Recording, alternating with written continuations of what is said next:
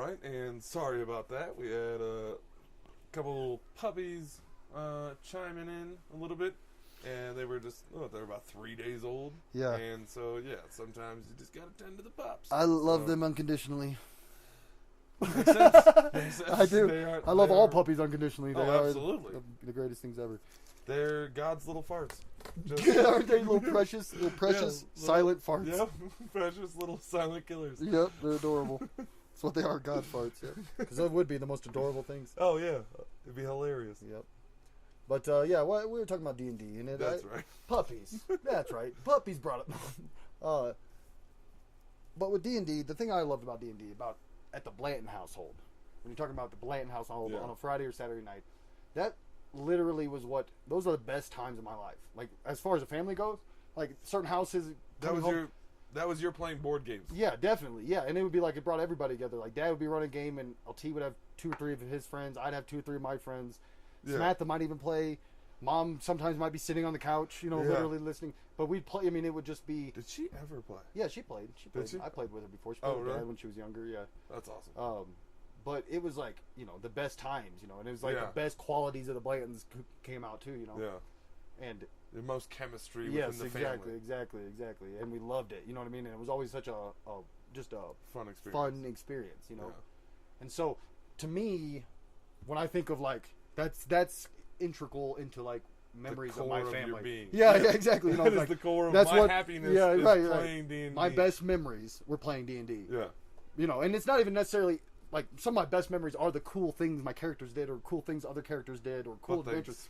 But the experience, and just like looking back at it now from the outside, watching it was like watching us all interact and have a good time, and having perspective at this point. Exactly. Of going, that was us sitting around the family table. Yeah, exactly. The best times. The best times. Family dinner. Yeah, that's exactly. Yeah. To me, that's what family dinner was for right. me. Everybody. That's where everyone sat around. Right. We had family jokes. Everyone just chilled. Everyone had a good time. Right. We always argued, didn't want to finish our dinner. Right. Dad always ate everything at the end. Right. That's just that how was family dinner. Right. And everyone had a good time, and everyone was happy when they went to their room afterward. That's exactly how it was there. Exactly. And we'd have and there'd be times like I'd show up and like LT would be gaming, and I would just show up, and we'd just jump in with my friends, or I'd show up and my friends would be there playing with them, and I'd be like, hey, without you, Austin or Joey would be there, yeah. Or sometimes my mom would come home and there would be Jack, Johnson, and Austin playing D&D in your house. In our house, and that was fine. It was open door policy. Absolutely, they came in, because once you're close enough friends, right? I was there earlier. I went off to do something. I came back. I'm jumping right back into the game. Absolutely. When I come back, one of the best games I ever played, one of the funnest standalone adventures I ever played, was with Johnson running his, and it was me, Austin, and Jack. And it was one time when they started it, just a little bit while I was out doing something. I came home and it was just those 3. I didn't even know they were all going to be there. I'm like, hey, I come in, I just sit down and start to play, and it was called Adam's Wrath.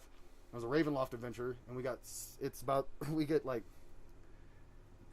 you get your brains. Put in the jars? Put in the jars. Well, and then you get put into. I think we started that one time. We never finished. Well, there's 2 different ones. There's ones where there's the one where you're. There's Adam's Wrath, where you get put into a golem's body. Oh, okay.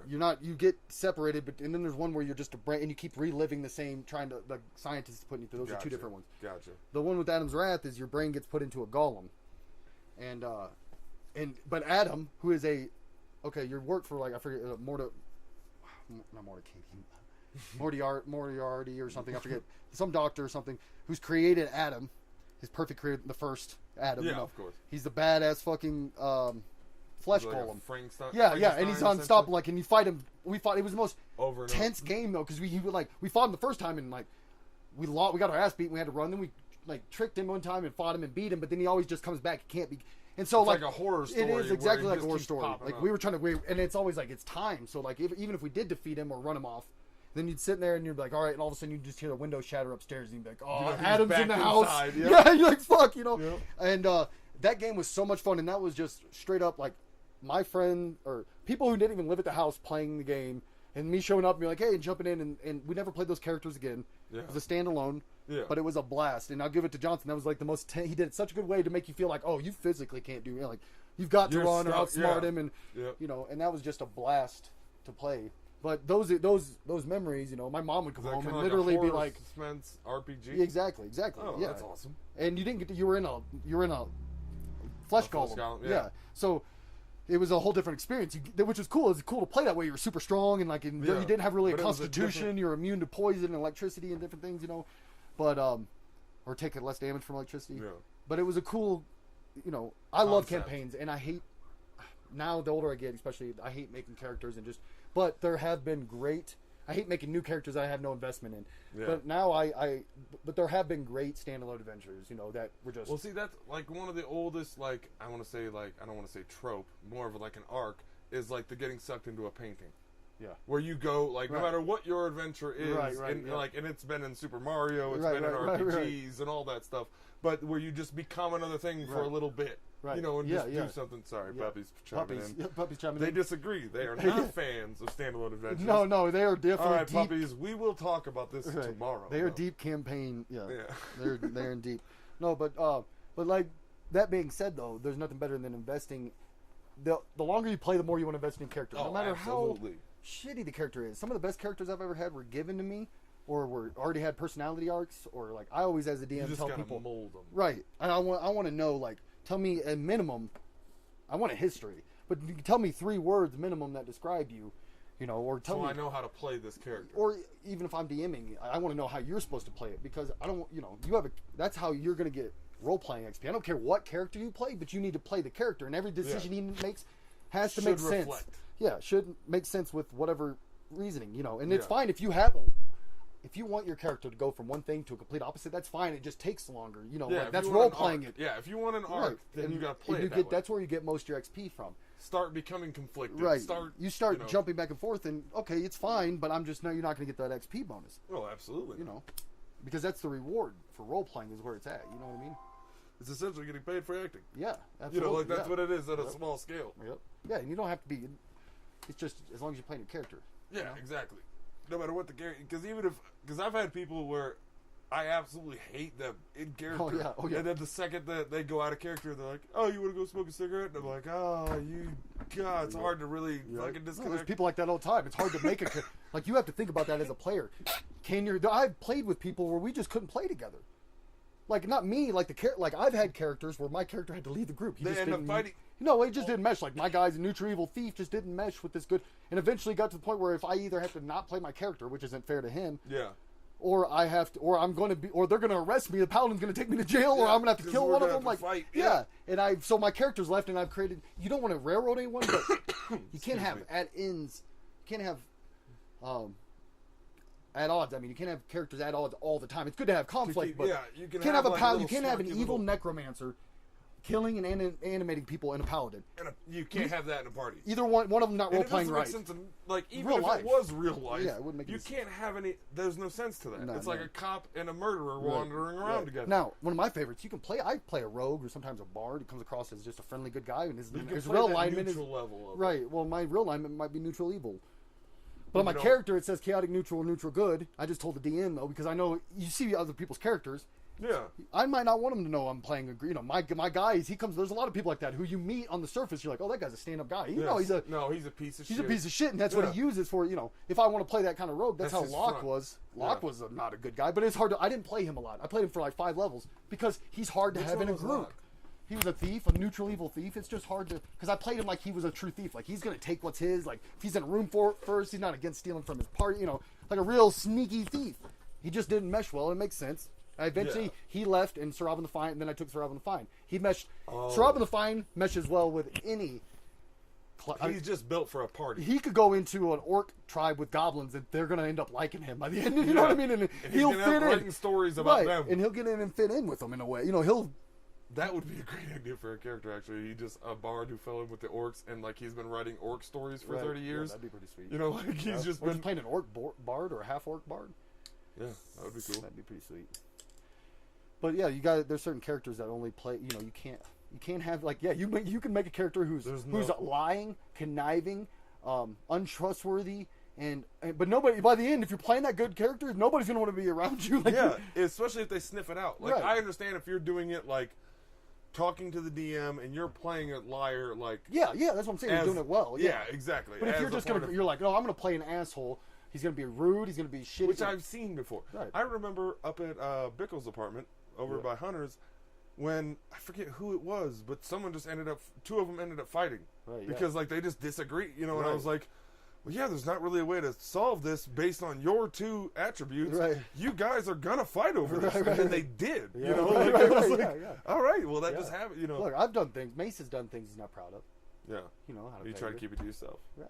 Or I've thrown, I threw a dagger at Johnson one time. He made me so mad. He's paladin. He should have kept running his mouth. And if it wasn't for Malachi, I'd have stuck him right in his back with my dagger of venom. It's not his style, but he got under my skin. Malachi stopped him with a wall of ice, which is sweet, Yeah. Like he sees him get mad, and me go, and Malachi's like, stops at the last second. That's a very X-Men scene. Yeah. And then I walked away. But I was like, man, that's not like Mace. Mace isn't evil. Mace doesn't kill people like that. Yeah. He pushed somebody. Push the buttons. And Johnson's paladin was the most frustrating. Okay, no, hold on. No. We have to frame this to let you know who Johnson is and playing a paladin. Because I'm sure his paladin was, 6'6", 250? No, well, maybe, but his paladin was just the worst qualities of a paladin. Thick-skulled, dumb. Die hard. Narrow, yeah. I love paladins, but they're, and you can play that way. You can be devout and not be an idiot. Not be exactly. But a lot of people play paladins. He took the worst qualities of paladins and hiked them up to 1,000. I hated that character.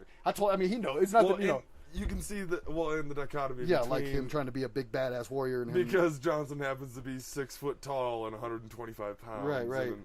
And he just wouldn't, and I'm like... So him, he didn't know who he was talking to. He come walking, he's from Corinne. Come walking up in my area, run your mouth to Mace. You know what I mean? Yeah. Especially to the point where, you know what you had to do? You know how many times I've been the one to stop fights? Like, between Malachi and somebody, or been like, enough, or like grab somebody. Infighting of some sort. Yeah, and like my character, grabbing a character and pulling him into a shadow plane or something, like to stop a fight. It takes a lot for me to be the one, because Mace from the get-go was the guy, he was just we all grew up together, I was just the fun one, who like the parents didn't trust. Like he was kind of the bad friend, but I was really just a loyal guy who just wanted to have some fun. My dad wasn't a stand-up guy, Yeah. So I've always been that guy. So for him to do that, I remember. And that's when I actually left. Because I started getting mad at Johnson, and it happened. I don't care who. Instead of the character. Yeah. So it was a half hour later. It's a hard split to make. Sometimes it is, especially if you're playing with people like Johnson or somebody who can get like Jack. Jack's a character who's the opposite of that. Jack's played annoying characters. I love Jack. He's one of the best. Jack. And he's good at being annoying. He's one of the best role players I know. Yeah. But he's had characters that are annoying. Like he had that one crazy necromancer. Great storyline about being very he was just a regular mage, and he was like the top student. Apprentice, so all the other apprentices turned on him and buried him alive in a glass coffin to kill him. But it drove him mad. He broke out and became a necromancer. And great storyline. But the way he played him, he's always laughing to him. Just the most annoying character. But I never once got mad at Jack though. Unlike Johnson, got mad at the character. I did exactly. So there, but Johnson's one of those guys who is easy to get mad at. Yeah, I was gonna say Johnson always seemed to rub you the wrong way. Right. Just a little bit. Not the wrong way. I don't want to say. No. Because you guys were always He friends. rubbed everybody the wrong. I love Johnson. Yeah. He knows it. That he tries to get under his skin. It's not like I'm saying anything. I wouldn't say. I haven't said directly to you. I've literally looked at Johnson and said, "Johnson, you just try to piss people." He knows that. So he enjoys it. Yeah, and so that's fine. I still love. Did he ever work at GameStop? He did. Of course he did. I think he did. Yeah, he did. That makes perfect sense. Yeah, he did. I always pictured him as a guy who worked at GameStop. You know how hard it is to get in there? They got a hell of a hierarchy. Yeah, hell of an application process. But what are we talking about? Just D&D D&D in general being like... Yeah, what it meant to you. Yeah, exactly. And it was just, I think it was a foundation for which, the hobbies I'm interested in, the people I'm interested in, the way I look at things, in deeper ways, in some deep ways, the way, because it's the books I read were very hard books, but also in ways like when I mean literally the way I look at things, the world in D&D terms. Sometimes exactly. that guy's a bard. Oh, that guy's or whatever. Absolutely. It's the way I frame things to make sense to me. Yeah. To put it in statistic form, get what strength and wisdom and proficient. What are you proficient in?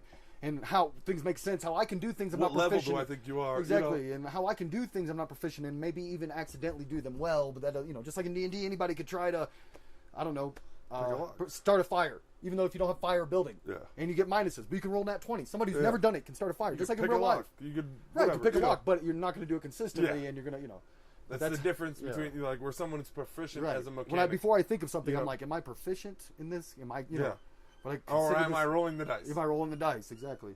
Like I absolutely